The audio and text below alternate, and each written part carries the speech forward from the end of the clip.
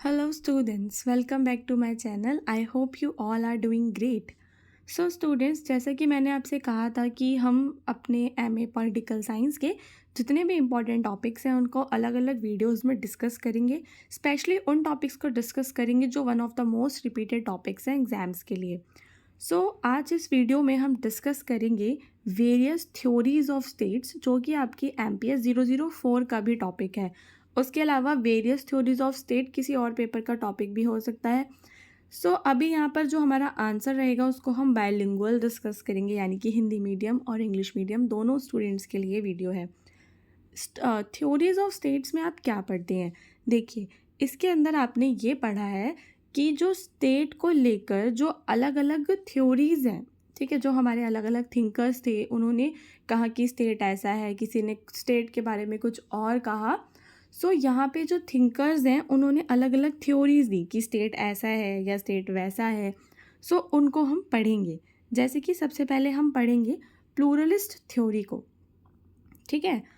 ये जो थ्योरी है ये सजेस्ट करती है that power is spread across various groups in the society.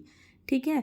जो बहुलतावादी सिद्धांत है वह क्या मानता है कि जो पावर है, पावर यानी कि शक्ति, जो पावर है वो पूरी की पूरी जो सोसाइटी है उसमें अलग अलग ग्रुप्स के अंदर जो है वह बटी हुई है. कौन कौन से ग्रुप्स में बटी है? जैसे कि बिजनेसेस में, यूनियंस में और इंटरेस्ट ग्रुप में. These group compete to influence government decisions.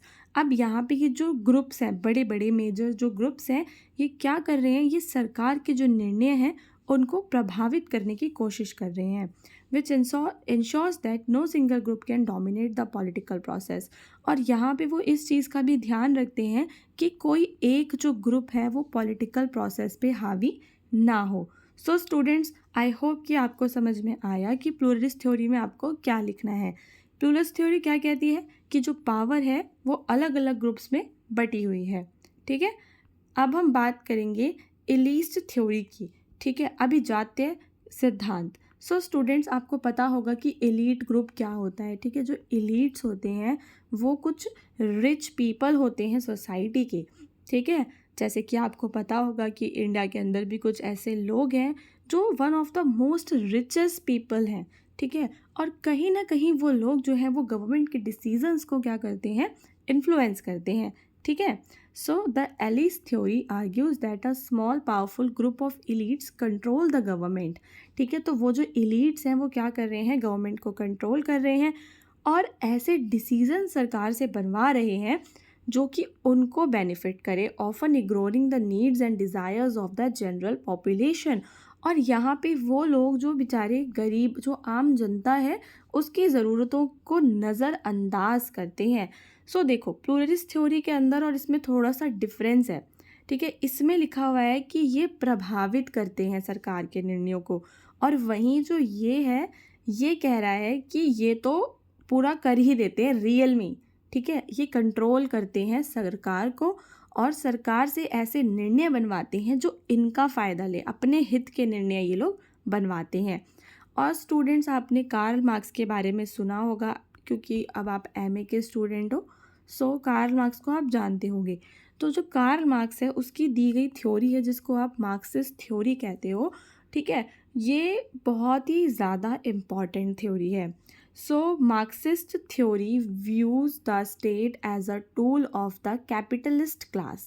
जो मार्क्स की थ्योरी है वो क्या कहता है कि जो स्टेट है वो क्या है? एक कैपिटलिस्ट क्लास है. कैपिटलिस्ट क्लास है to maintain their economic power.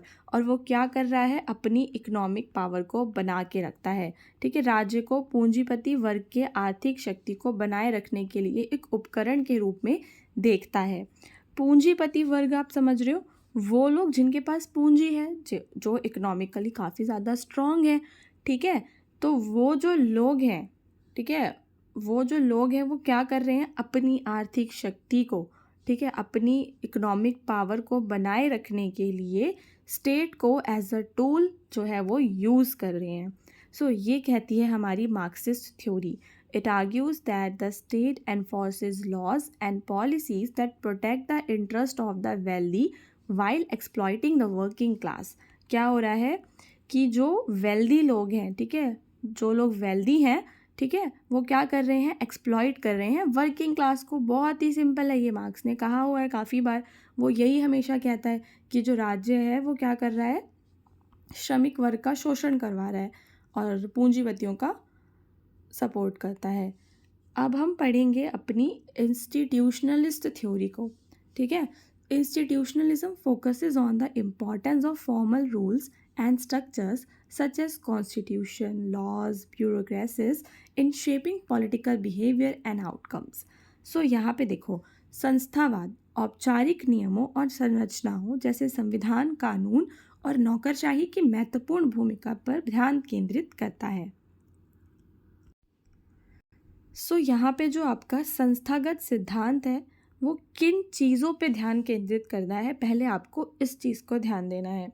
जैसे कि ये बताता है संस्थागत बदलावों की ओर। संस्था में क्या क्या चीज़ें आती हैं, संस्था के अंदर आपके रूल्स आते हैं, आपके कानून आते हैं, ठीक है, आपका संविधान आता है, आपकी ब्यूरोक्रेसीज जो आपकी नौकरशाही है वो आपकी संस्था के अंतर्गत आती है, क्योंकि वो ही लोग जो हैं देश के लिए कानून बना रहे हैं, देश के अंदर जो भी प्रशासन है उसको चला रहे हैं। उनका जो रोल है वो इस थ्योरी में इम्पॉर्टेंट है। ये थ्योरी कहती है institutions create the framework within which political actors operate. जो इंस्टीट्यूशंस हैं वो एक ऐसा फ्रेमवर्क तैयार करते हैं जिसके अंदर जितने भी पॉलिटिकल एक्टर्स हैं वो ऑपरेट करते हैं। पॉलिटिकल एक्टर्स यानी कि जितने भी आपके लीडर्स हैं, ठीक है। तो समझ में आया कि ये जो रूल्स हैं, ये जो आपके नियम हैं, नौकरशाही के नियम, संविधान के, कानून के, ये सब ऐसे इनकी एक तो महत्वपूर्ण भूमिका है, ठीक है, और दूसरा संस्थाएं वह ढांचा बनाती हैं जिसमें राजनीतिक अभिनेता कार्य करते हैं। उसके बाद है आपकी rational choice theory. This theory posits that individuals and group make political decisions based on calculated assessment of their own interest।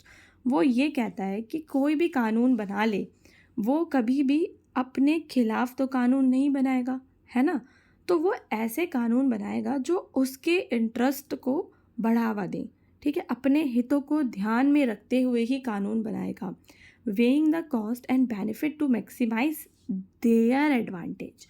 अपने एडवांटेज को सबसे ज़्यादा बढ़ाने के लिए यह सिद्धांत कहता है कि व्यक्ति और समूह अपने स्वयं के हितों की गणना पर आधारित राजनीतिक निर्णय लेते हैं, जिसमें वे लागत और लाभ का आकलन करते हैं ताकि अपने लाभ को अधिकतम कर सकें।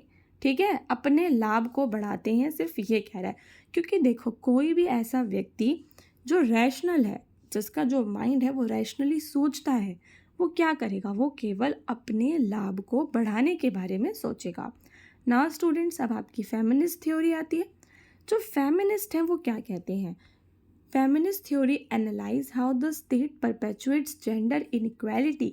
कि जो स्टेट है वो क्या कर रहा है, जेंडर इनइक्वालिटीज़ को बढ़ा रहा है, and seeks ways to transform the state.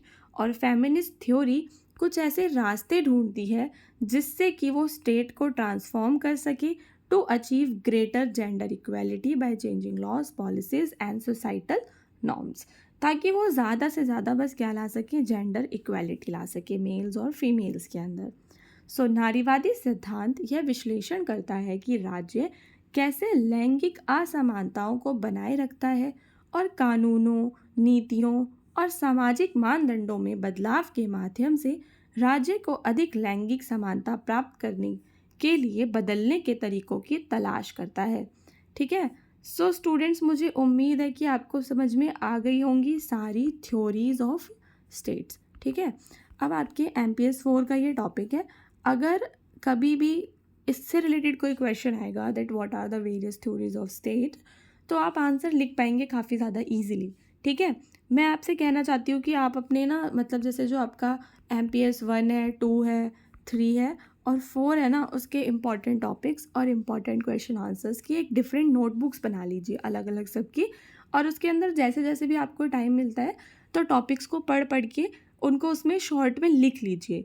तो जैसे ही आपका पेपर आएगा तो आप सीधा उस नोटबुक को खोलेंगे, उसमें से पढ़ेंगे और आप इजीली पास हो जाएंगे। ठीक है, तो ये मेरा एक आपको सजेशन है, ठीक है, जो मुझे लगता है कि आपके कहीं ना कहीं काम आएगा। इसी तरह के और वीडियोज़ के लिए आप चैनल को ज़रूर सब्सक्राइब करेंगे।